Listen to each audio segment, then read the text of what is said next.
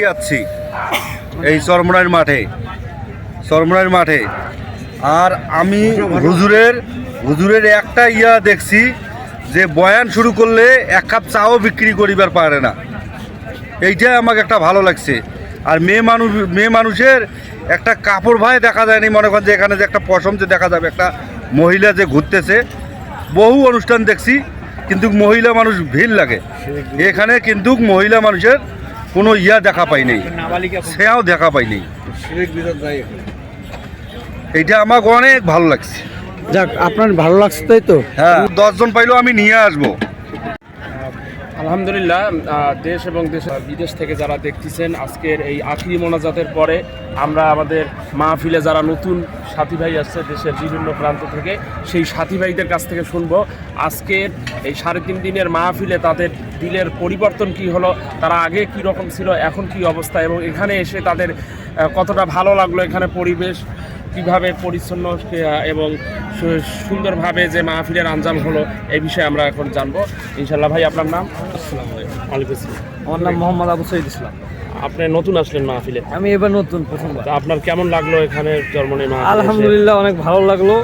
এরকম জায়গা এর আগে কখনো দেখা হয়নি, এখন প্রথমবার দেখলাম। আলহামদুলিল্লাহ, অনেকটা ভালো লাগছে। আর আমরা আমাদের জীবনটা আগে যতটা যেভাবে কাটাইছিলাম সেটা অনেকটা ভালো ছিল না, এই পক্ষেই। তো বিশ্ব হুজুরের বয়ান শুনে আপনার কেমন পরিবর্তন দিলে অনুভব হইতেছে? এটা ভালো হচ্ছে।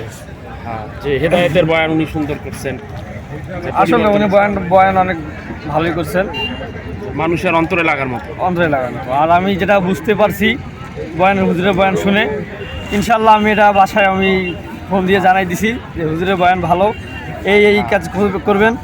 নামাজ পড়তে বলছি, যারা নামাজ পড়েন আমার বাসার নামাজ পড়তে বলছি, ইনশাল্লাহ ওরা রাজি হয়েছে। আজকে মানে ফজর থেকে নামাজ পড়া চালু করে। আলহামদুলিল্লাহ, হেদায়েতের পথে আসছে। ভাই, নতুন ভাইয়ের কাছে শুনি আমরা। মোটামুটি ভালো লাগছে। এখানে মানে মহিলা দেখতে পাইনি আশপাশ, আরও অনেক জায়গায় গেছিলাম, জায়গায় ছিল মহিলা ছিল পার্শ্ববর্তী আশপাশ। এখানে মহিলা দেখি নাই এবং বয়ান মোটামুটি ভালো। আমি এদিক থেকে আমি এখান থেকে নামাজ ধরবো, অন্যান্যদেরকে নামাজ পড়তে বলবো।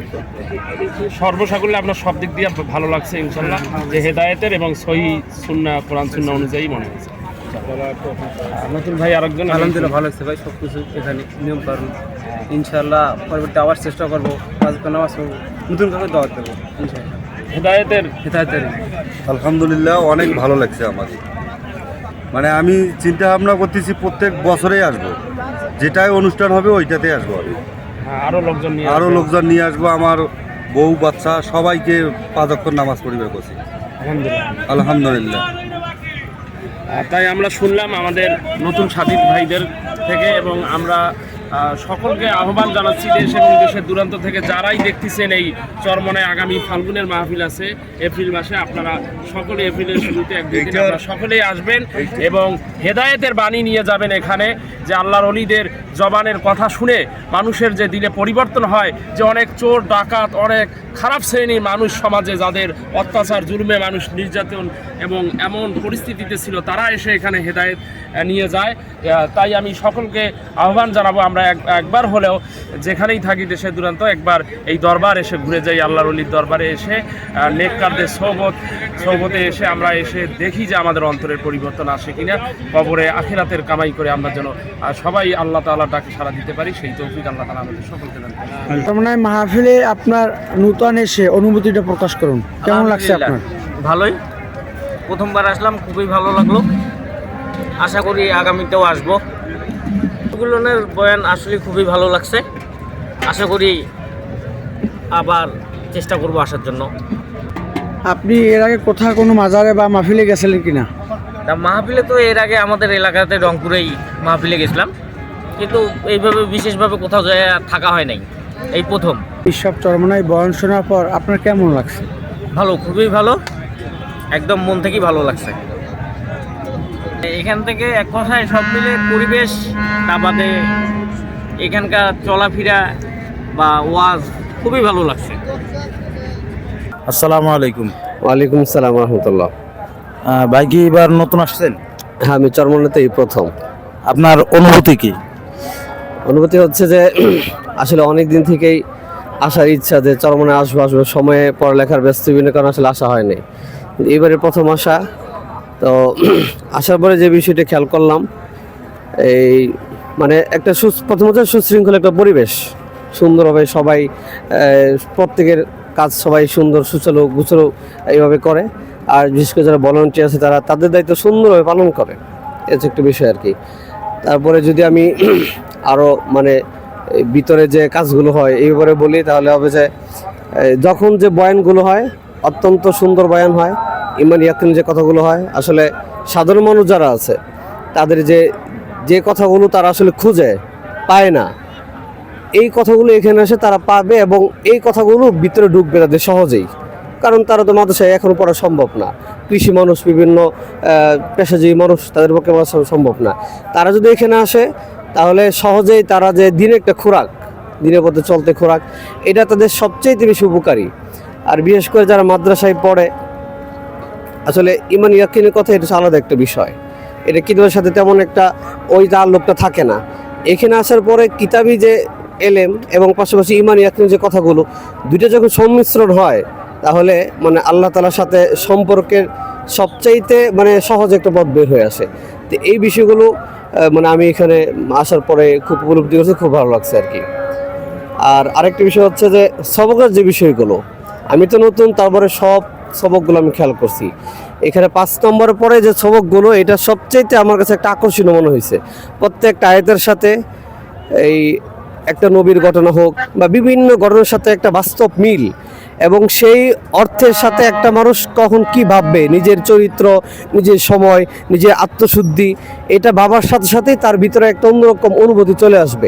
এটা আমি মানে প্রথম দিনে উপলব্ধি করছি, এটা সবচেয়ে আমার একটা আকর্ষণীয়। অনেক সময় কিতাবে পড়ছি যে এই সবকগুলো হয় বা এরকম কখনো এরকমভাবে আমি শুনি না। আজকে যে বিষয়গুলো আমি শুনছি, এটা আমি শোনার পরে অনেকে বলছি, তো এখনও বলি সবচেয়ে আকর্ষণীয় মনে হয়েছে এটা যে 5 নম্বর পরে যে সবকগুলো, এটা সবচেয়ে একটা মানে আকর্ষণীয় বিষয়। এটা যদি কেউ গুরুত্বের সাথে এটা যদি করে তাহলে তার পক্ষে আসলে গুনাহ করা সম্ভব না। এক কথায় আল্লাহর সাথে মানে দ্রুতই তার বড় ধরনের একটা হবে, সম্পর্ক হবে। আর এইখানে যে অনেক সময় দেখা যায় যে লাফালাফি চিল্লাচিল্লি, আমার এখন মনে হয়েছে যে 5 নম্বরের পরে যে মানুষগুলো, এরাই মূলত এই কাজগুলো করে। কারণ এরপরে একটা মানুষ আল্লাহর সাথে একটা সম্পর্কে জায়গা তৈরি হয়, সে আসলে সবাই ঠিক থাকতে পারে না, ওই মানুষগুলো এখানে এই কাজগুলো করে।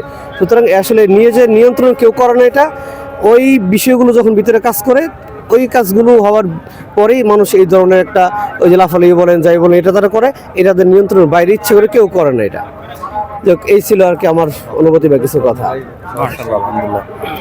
ভাই আসেন।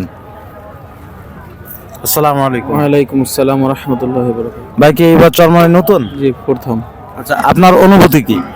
মাশাআল্লাহ, চরমনায় আপনার কেমন লাগলো? দুনিয়ার মধ্যে আমরা হুজুরদের মুখ থেকে যা শুনি যে জান্নাতের বাগান বলতে যেটা বোঝায়, এখানে না আসলে আসলে মানে বুঝতে পারবে না যে এখানে জিনিসটা কি, মানে আল্লাহর যে রহমত, এখানে না আসলে আসলে অনুভূতি করা যাবে না। যে বাইরে থেকে মানুষ অনেক কিছু বলে যে ওখানে মানুষ কিসের জন্য যায়, ফালাফালি করে, আসলে এখানে না আসলে সেই মজাটা বুঝবে না যে এখানে জিনিসটা আসলে কি। আমিও একসময় আমার ধারণা ছিল যে এখানে এই হয়, কিন্তু এখানে আসার পরে আসলে আমার ধারণাটা বদলে গেছে।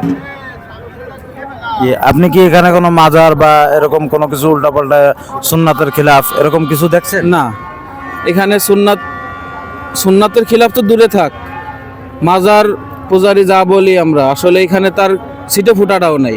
কারণ এখানে আল্লাহর ওলিরা শুয়ে আছেন, এখানে আল্লাহর এলেম শিক্ষা হয়, আসলে এখানে সম্ভব নয় এটা। মাশাআল্লাহ। আপনার দেশের বাড়ি কোথায়? আমার জেলা গোপালগঞ্জ, থানা মুকশেদপুর।